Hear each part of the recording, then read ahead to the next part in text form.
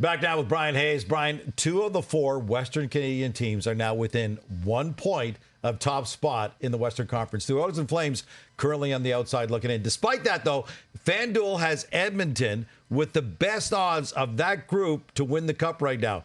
Have they got this right?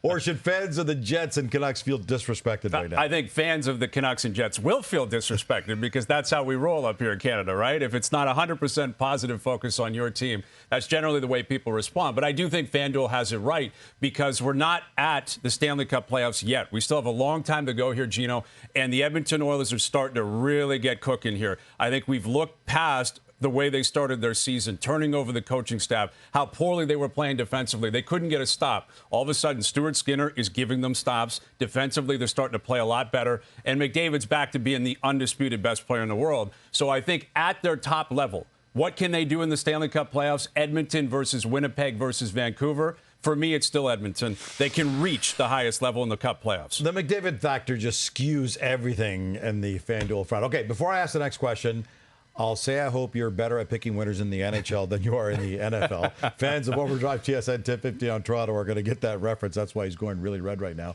But do me a favor. Rank the 3 contenders, the Oilers, the Canucks, and the Jets, in order of Stanley Cup favorites. Okay, again, this is a really good practice to do at this point, Gino, because it's positive. The fact that all 3 of them are legitimately in Cup contention in the Western Conference. For me, there's 7 teams collectively. One of them are going to get that, going to get to the top of the mountain in the West. The other 4 teams being Colorado, Dallas, Vegas, and L.A. But in order for me to rank this, someone's got to be third, and it's going to be Winnipeg for a few different reasons. One, this time last year, they were playing at a very high level. They faded towards the end of the season. We saw what happened to them in the playoffs. Recency bias, what have you done for me lately? I can't get over what happened against Vegas. Secondly, I don't think they have the same amount of game breakers, high-end game breakers that Vancouver does and Edmonton does. They're close with Connor and Scheifele and a healthy Ehlers. Josh Morrissey's been great. They're a step below those other 2 teams. And special teams in the playoffs are massive.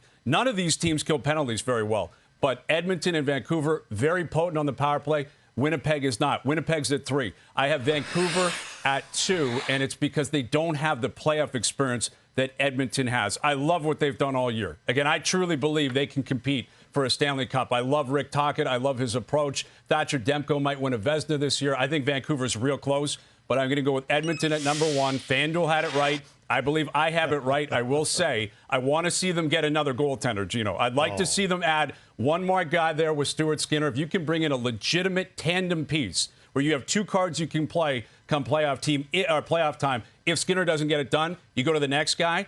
But Edmonton defensively getting better. Knobloch's done a great job behind the bench. They're mixing up the lines. The big boys coming alive.